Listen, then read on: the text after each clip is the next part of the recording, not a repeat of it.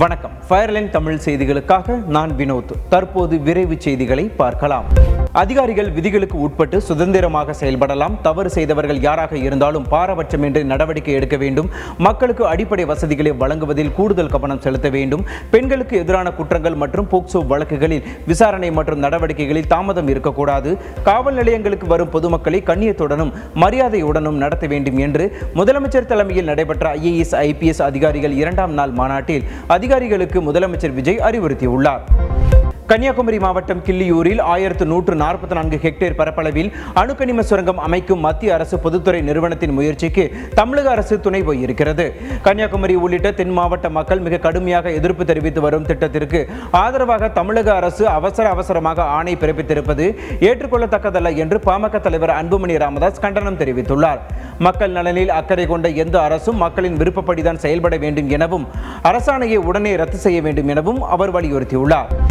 தனியார் பள்ளி நிர்வாகிகளிடம் 100 கோடி ரூபாய்க்கு மேல் லஞ்சம் வாங்கியதாக திமுக பிரமுகரும் தமிழ்நாடு தனியார் பள்ளிகள் சங்கத்தின் நிறுவன தலைவருமான PT அரசகுமார் கடந்த வாரம் கைது செய்யப்பட்டார்.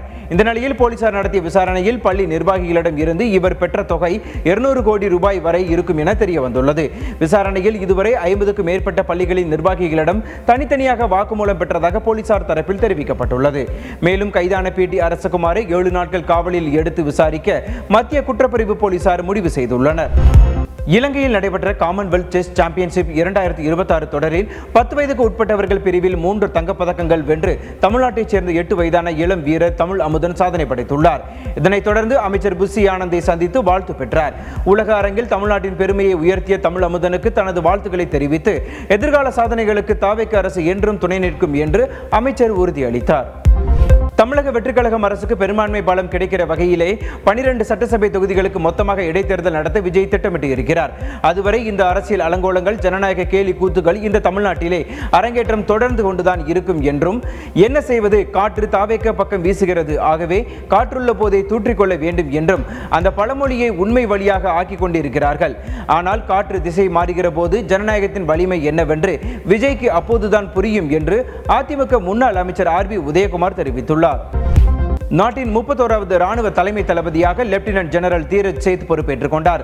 1986இல் ராணுவத்தில் சேர்ந்த தீரஜ் சேத் ஜம்மு காஷ்மீரில் கிளர்ச்சி எதிர்ப்பு படை, பாலைவன பகுதிகளில் கவச படைப்பிரிவு என ஏறக்குறைய 40 ஆண்டுகள் பல்வேறு கடினமான சூழல்களில் பணியாற்றிய மிகச்சிறந்த அனுபவம் கொண்டவர் ஆவார்.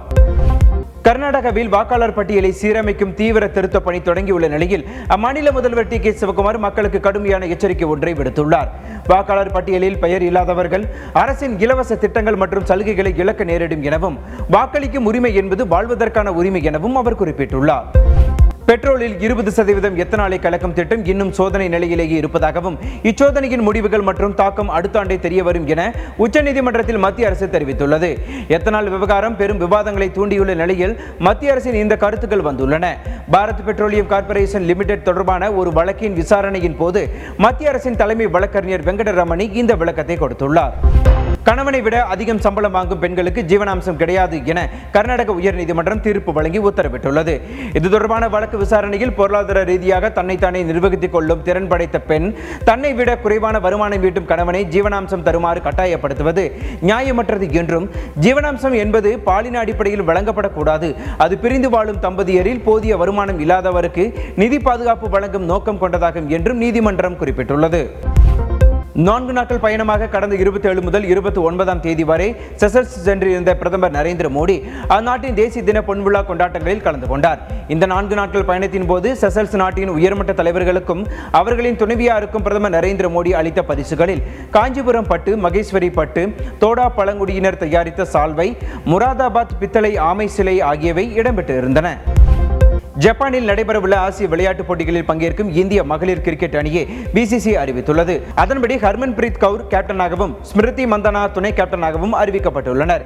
மேலும் விக்கெட் கீப்பராக G கமிலினி உட்பட மொத்தம் 15 பேர் அறிவிக்கப்பட்டுள்ளனர். கடந்த ஆசிய விளையாட்டுப் போட்டிகளில் இந்திய ஆடவர் மற்றும் மகளிர் கிரிக்கெட் அணிகள் தங்கம் வென்றது குறிப்பிடத்தக்கது. உலகக்கோப்பை கால்பந்து தொடர் லீக் போட்டிகள் முடிவில் யார் நம்பர் 1 வீரர் என்ற பட்டியலை FIFA வெளியிட்டுள்ளது. இந்த தரவரிசை அட்டாக்கிங், கிரியேட்டிவிட்டி, டிபெண்டிங் ஆகியவற்றை கருத்தில் கொண்டு நிர்ணயிக்கப்படுகிறது.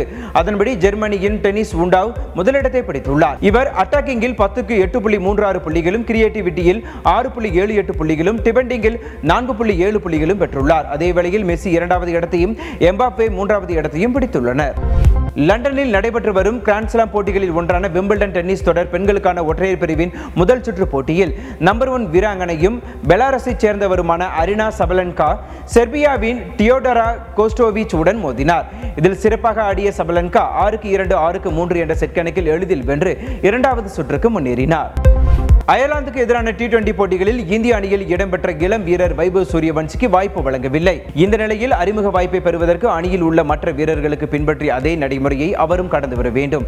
தனக்குரிய சரியான வாய்ப்புக்காக காத்திருக்க வேண்டும் என இந்திய அணியின் உதவி பயிற்சியாளர் ரயான் டென்சசாட் கூறியுள்ளார். உலகக்கோப்பை கால்பந்து தொடரில் ரவுண்ட் அப் 32 சுற்றில் நெதர்லாந்து, மொரோக்கோ அணிகளுக்கு இடையே நடைபெற்ற ஆட்டத்தின் முதல் பாதியில் இரு அணிகளும் கோல் அடிக்காமல் 0-0 என்ற நிலையில் இருந்தன. ஆட்டத்தில் 2வது பாதியில் இரு அணிகளும் கோல் அடிக்க 1-1 என்ற கோல் கணக்கில் சமநிலை பெற்றன. இதையடுத்து பரபரப்பாக நடந்த பெனால்டி ஷூட் அவுட் முறையில் 3-2 என்ற கோல் கணக்கில் நெதர்லாந்தை வீழ்த்தி மொரோக்கோ அணி ரவுண்ட் அப் 16 சுற்றுக்குள் நுழைந்தது. அதே வேளையில் வலுவான நெதர்லாந்து அணி நடப்பு உலகக்கோப்பை கால்பந்து தொடரில் இருந்து வெளியேறியது.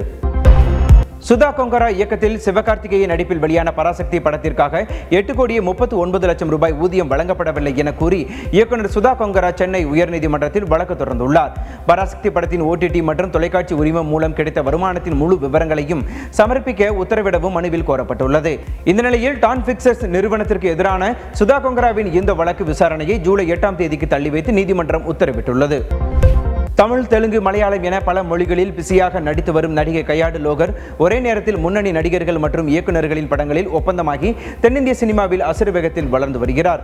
அவரது நடிப்பில் தமிழ் மற்றும் மலையாளத்தில் இதயம் முரளி, மலையாளத்தில் ஐ எம் கேம், தெலுங்கில் தி பாரடைஸ் வெளியாகிறது. அதனைத் தொடர்ந்து தமிழில் மஞ்சனத்தி மற்றும் சூர்யா 48 படத்திலும் நடிக்கிறார். இயக்குனர் மணிரத்னம், விஜய் சேதுபதி மற்றும் சாய் பல்லவி கூட்டணியில் தற்காலிகமாக புரொடக்ஷன் நம்பர் 23 என பெயரிடப்பட்டுள்ள இத்திரைப்படத்தின் படப்பிடிப்பு வரும் ஜூலை மாதம் தொடங்க உள்ளதாக கூறப்படுகிறது. ஒரு அழுத்தமான காதல் கதையாக உருவாக உள்ள இப்படத்தின் படப்பிடிப்பு தொடங்குவதற்கு முன்பாகவே இதன் ஒட்டுமொத்த OTT உரிமத்தை பிரபல முன்னணி நிறுவனமான நெட்ஃபிளிக்ஸ் கைப்பற்றியுள்ளது. வாஷிங்டனில் நடந்த 9வது அமெரிக்க இந்திய உத்திசார் கூட்டாண்மை மன்றத்தின் தலைமைத்துவ உச்சி மாநாட்டில் இந்தியாவுக்கான அமெரிக்க தூதர் செர்ஜியோ கோர் கலந்து கொண்ட பின் செய்தியாளர்களை சந்தித்தார். அப்போது பேசிய அவர், பிரதமர் நரேந்திர மோடி மீண்டும் அமெரிக்காவுக்கு வருவதை நாங்கள் விரும்புகிறோம். வரும் டிசம்பர் மாதம் G20 மாநாட்டில் பங்கேற்பதற்காக மோடி அமெரிக்காவுக்கு வர உள்ளார். அதிபர் டிரம்பின் இந்திய பயணம் தொடர்பான ஏற்பாடுகள் நடைபெற்று வருகிறது. அமெரிக்க இடைக்கால தேர்தலுக்கு பிறகு அந்த பயணம் நடைபெற வாய்ப்புள்ளது என தெரிவித்தார். சிந்து நதிநீர் முழுமையாக நிறுத்தப்பட்டதாக தங்களுக்கு தெரிய வந்தால் இந்தியா மீது போர் தொடுப்போம் என பாகிஸ்தான் பாதுகாப்பு அமைச்சர் கவாஜா ஆசிப் அண்மையில் எச்சரித்திருந்தார். இந்த நிலையில் எங்களது நதிநீர் உரிமைகளுக்கு ஆபத்து விளைவிக்க முயற்சித்து எங்கள் பங்கையும் எடுத்துக் கொள்பவர்களின் கைகளை நாங்கள் வெட்டுவோம் என பாகிஸ்தான் காலநிலை மாற்றத்துறை அமைச்சர் முசாதிக் மாலிக் காட்டமாக பேசியுள்ளார். மேலும் சிந்து நதிநீர் ஒப்பந்தத்தை நிறுத்தவோ அல்லது மாற்றியமைக்கவோ இந்தியா எடுத்த தன்னிச்சையான முடிவிற்கு சர்வதேச அரங்கில் எந்தவொரு ஆதரவும் கிடைக்கவில்லை என்று பாகிஸ்தான் தகவல் தொடர்புத்துறை அமைச்சர் அத்தாவுல்லா தாரரும் குறிப்பிட்டுள்ளார். நன்றி, வணக்கம். தொடர்ந்து இணைந்திருங்கள் ஃபயர்லைன் தமிழ் செய்திகளுடன்.